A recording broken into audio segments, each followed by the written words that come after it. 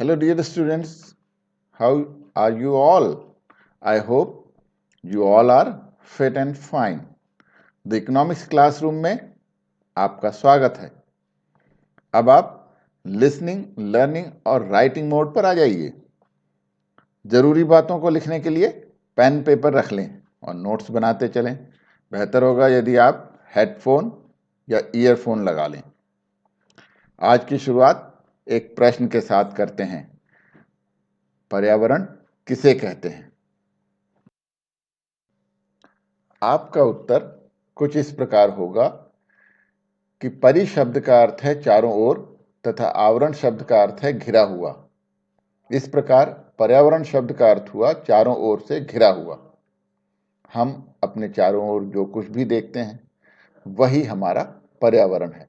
जैसे नदी, तालाब, पहाड़, पेड़ पौधे, जीव जंतु, वायु, वन, मिट्टी आदि सभी हमारे पर्यावरण के घटक हैं।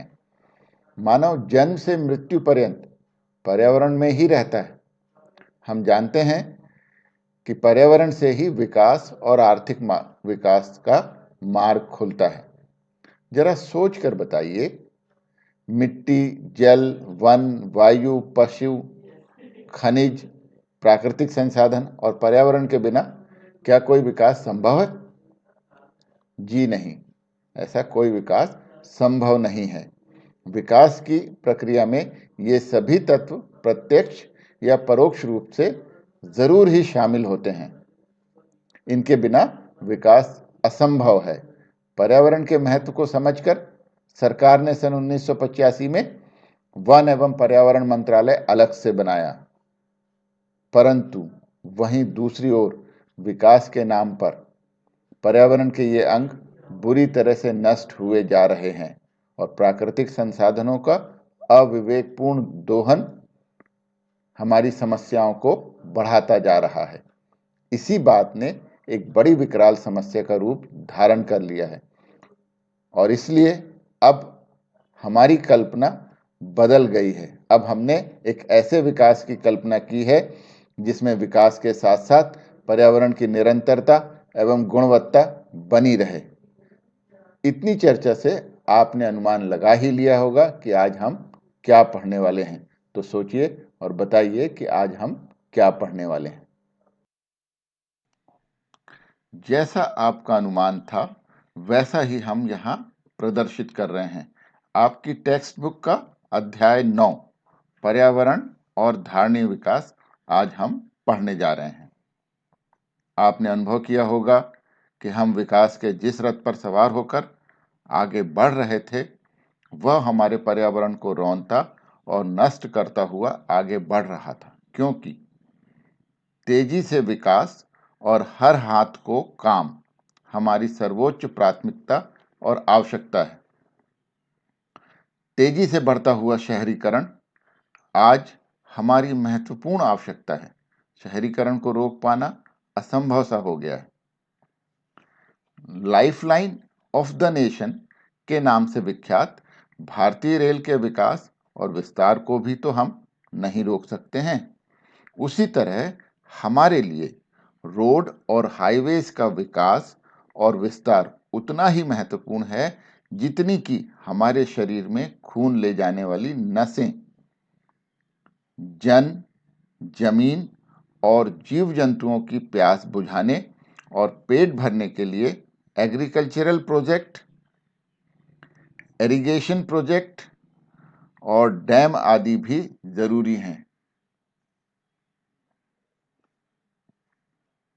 कल कारखाने को चलाने के लिए धरती से प्राकृतिक संसाधनों का दोहन भी उतना ही जरूरी है। जब ये विकास कार्य चलते हैं तो रोजगार का सृजन होता है और बेरोजगारों को काम मिलता है, जो सच में बेहद जरूरी है। परंतु यहाँ एक दूसरा पहलू भी है पर्यावरण का। जब ऊपर वर्णित प्रोजेक्ट और कार्य किए जाते हैं तो जाने या अनजाने में पर्यावरण को भारी नुकसान पहुंचता है और इस तरह हम विकास के नाम पर पर्यावरण को भारी क्षति पहुंचाते चले आ रहे हैं। अतः अब विकास पर्यावरण संरक्षण के साथ साथ चले और पर्यावरण संरक्षण की उपेक्षा विकास के नाम पर कतई ना हो। यह वर्तमान समय की मांग और जरूरत दोनों है। मानव की खुशहाली के लिए भी यह अनिवार्य आवश्यकता है। प्रकृति पर्यावरण के अंगों जैसे मिट्टी, पानी, हवा, प्रकाश, जीव जंतु आदि की क्षतिपूर्ति करते रहती है, परंतु प्रकृति प्राकृतिक संसाधनों का ह्रास एक सीमा तक ही सहन और वहन कर सकती है। जब यह ह्रास अधिक हो जाता है तो हमें इसके दुष्परिणामों का सामना करना पड़ता है। अतः इन दुष्परिणामों से बचने के लिए विकास या आर्थिक विकास के साथ साथ पर्यावरण संरक्षण अनिवार्य हो गया है। अब इसे टालना आत्मघाती और खतरनाक होगा। इसी विचार से सतत विकास या सस्टेनेबल इकोनॉमिक डेवलपमेंट की बात जन्म लेती है। तो आइए इस पाठ को परिचय से प्रारंभ करते हैं। पिछले अध्ययनों में हमने भारतीय अर्थव्यवस्था के समक्ष प्रमुख आर्थिक मुद्दों पर चर्चा की है। अभी तक प्राप्त आर्थिक विकास की हमने भारी कीमत चुकाई है।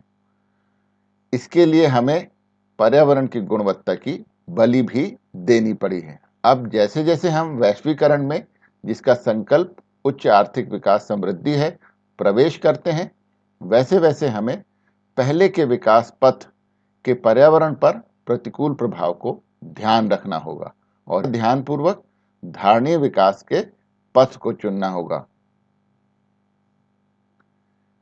इस अध्याय को 3 भागों में बांटा गया है।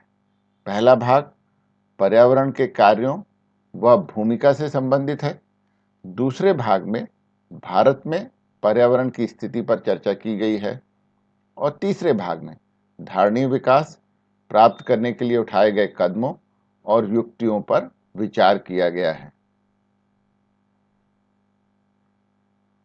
आप पर्यावरण का अर्थ, परिभाषा तथा पर्यावरण की भारत में स्थिति पिछली कक्षाओं में पढ़ते रहे हैं। अतः हमारा ध्यान इस वीडियो में धारणीय विकास की अवधारणा पर केंद्रित होगा।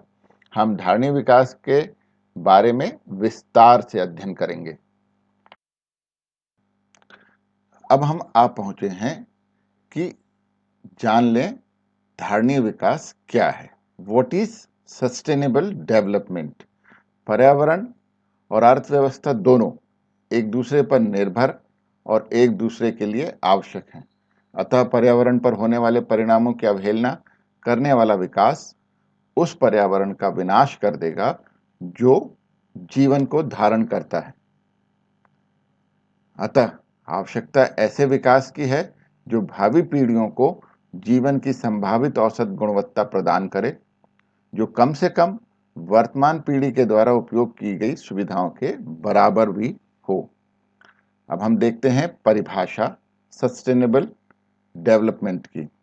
ऐसा विकास जो वर्तमान पीढ़ी की आवश्यकता को भावी पीढ़ी की आवश्यकताओं की पूर्ति क्षमता से समझौता किए बिना पूरा करे, उसे धारणीय विकास कहा जाएगा। सतत विकास से हमारा अभिप्राय ऐसे विकास से है जो हमारी भावी पीढ़ियों की जरूरतों को पूरा करने की योग्यता को प्रभावित किए बिना वर्तमान समय की आवश्यकता को पूरा करे। भारतीयों के लिए पर्यावरण संरक्षण जो सतत विकास का अभिन्न अंग है, कोई नई अवधारणा नहीं है। भारत में प्रकृति और वन्य जीवों का संरक्षण की बात अगाध आस्था का विषय रही है, जो हमारे दैनिक जीवन में हमेशा प्रतिबिंबित होता रहा है और पौराणिक गाथाओं, लोक कथाओं, धर्मों, कलाओं और संस्कृति में वर्णित है। Transforming our world, the 2030 agenda for sustainable development के संकल्प को, जिसे सतत विकास लक्ष्यों के नाम से भी जाना जाता है, भारत सहित 193 देशों ने सितंबर 2015 में संयुक्त राष्ट्र महासभा की उच्च स्तरीय पूर्ण बैठक में स्वीकार किया था और इसे 1 जनवरी 2016 को लागू किया गया। सतत विकास लक्ष्यों का उद्देश्य सबके लिए समान, न्यायसंगत, सुरक्षित, शांतिपूर्ण, समृद्ध और रहने योग्य विश्व का निर्माण करना और विकास के 3 पहलुओं अर्थात सामाजिक समावेश, आर्थिक विकास और पर्यावरण संरक्षण को व्यापक रूप से समाविष्ट करना है। धारणीय विकास आर्थिक विकास की वह प्रक्रिया है जिसका उद्देश्य प्राकृतिक संसाधनों तथा पर्यावरण को हानि पहुंचाए बिना वर्तमान तथा भावी दोनों पीढ़ियों के जीवन की गुणवत्ता में वृद्धि करना है।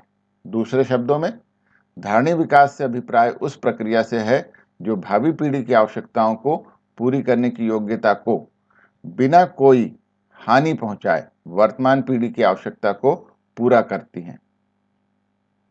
संक्षेप में, धारणीय विकास वह प्रक्रिया है जो वर्तमान पीढ़ी की आवश्यकताओं को पूरा करती है, परंतु भावी पीढ़ी की आवश्यकताएं पूरी करने की योग्यता को कोई हानि नहीं पहुंचाती।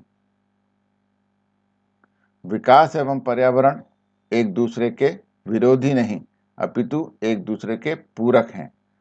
संतुलित एवं शुद्ध पर्यावरण के बिना मानव का जीवन कष्टमय हो जाएगा। हमारा अस्तित्व एवं जीव विकास हमारे लिए आवश्यक है और इसके लिए प्राकृतिक संसाधनों का उपयोग करना भी आवश्यक है, किंतु ऐसा करते समय हमें सतत विकास की अवधारणा को अपनाने पर जोर देना चाहिए। सतत विकास में आर्थिक समानता, लैंगिक समानता, सामाजिक समानता के साथ साथ पर्यावरण संतुलन भी निहित है। इसीलिए कहा गया है कि मानव का वास्तविक कल्याण सतत विकास द्वारा ही संभव है। महात्मा गांधी ने कहा था, हमारे उद्योग मानव प्रधान होने चाहिए, ना कि मशीन प्रधान। यहां हमने आपको एक फ्लो चार्ट दिखाया है सस्टेनेबल डेवलपमेंट का। इसे याद रखने का एकदम सरल तरीका है। SEE, सी यानी देखना होता है ना, वही आप याद रख सकते हैं। SEE, S यानी सोसाइटी, E यानी इकोनॉमी और नेक्स्ट E यानी एनवायरनमेंट। सोसाइटी यानी समाज के अंतर्गत समाज का कल्याण है, सबको समान अवसर हैं, इक्वल अपॉर्चुनिटी है। मेंटेनेंस ऑफ ह्यूमन कैपिटल है, मानव पूंजी का रखरखाव है। उसी तरह से इकोनॉमी के अंतर्गत इकोनॉमिक ग्रोथ है, आर्थिक विकास है।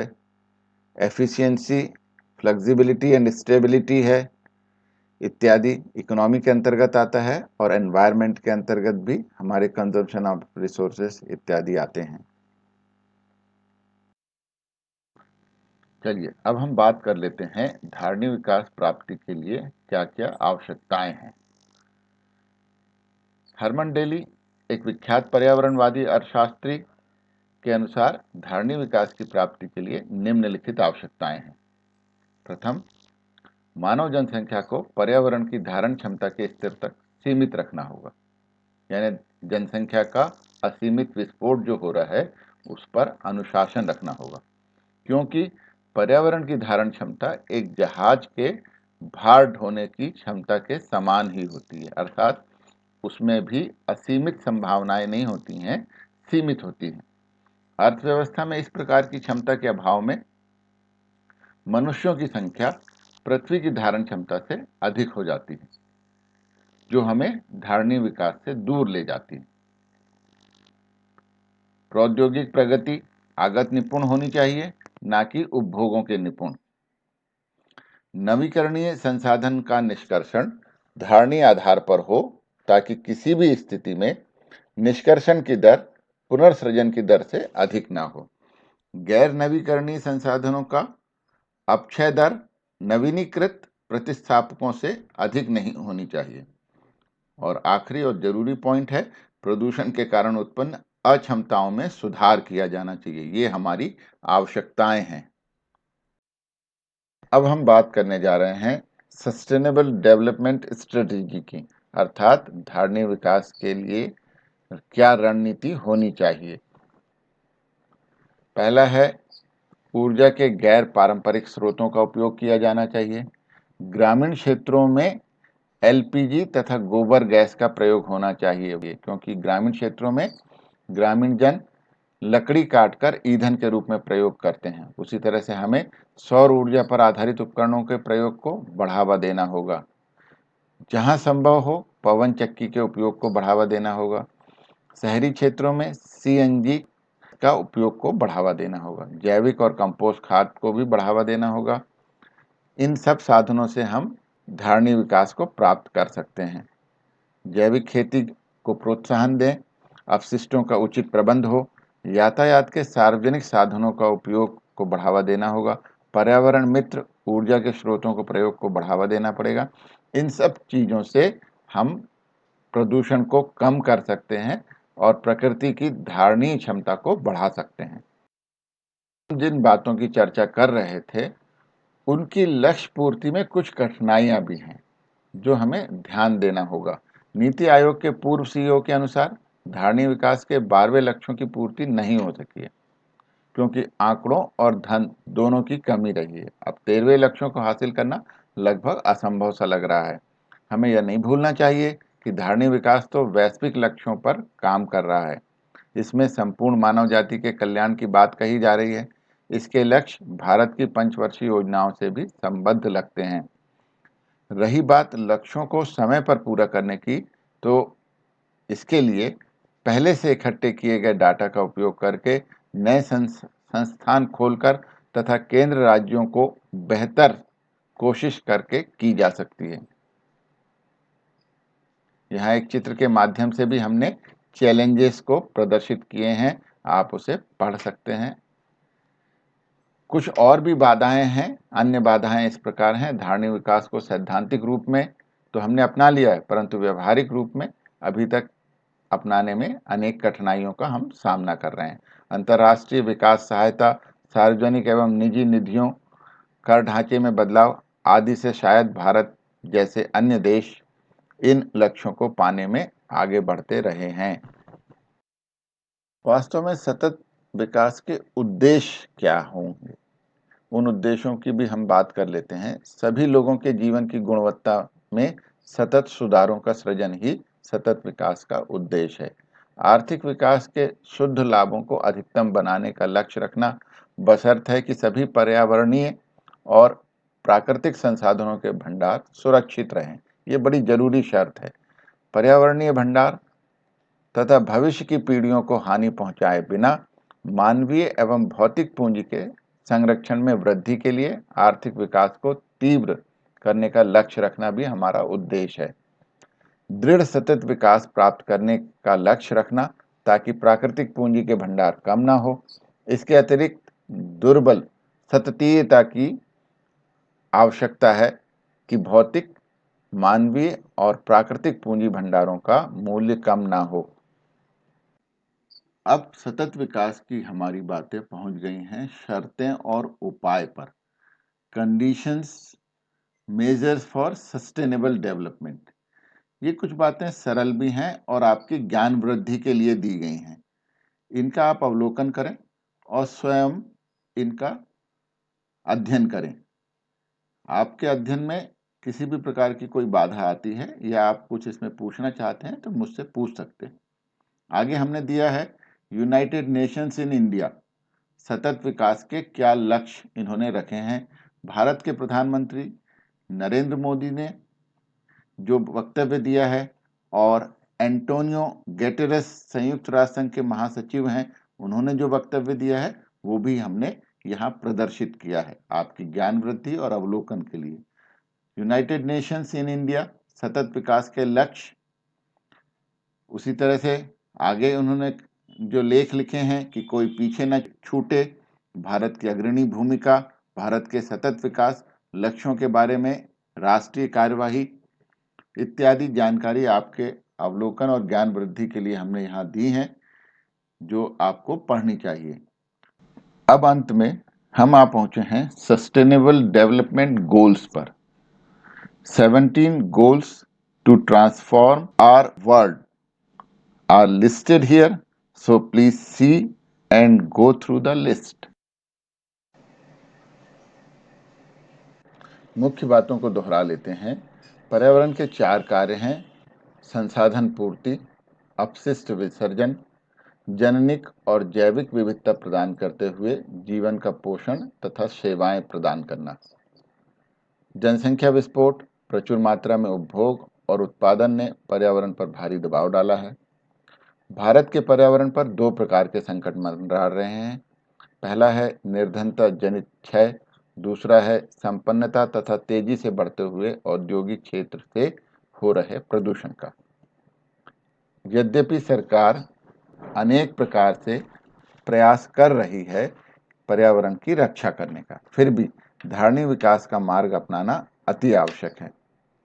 यहाँ हमने आपको 2 पॉइंट नहीं बताए हैं जो आपके पाठ्यक्रम में हैं, जरूरी हैं, इंपॉर्टेंट हैं, वे आपको अपनी पाठ्य पुस्तक से पढ़ने हैं। पहला पॉइंट है ग्लोबल वार्मिंग और दूसरा पॉइंट है ओजोन परत क्षय। तो ध्यान रखें, ये दोनों पॉइंट को अपनी पाठ्य पुस्तक से जरूर पढ़ें।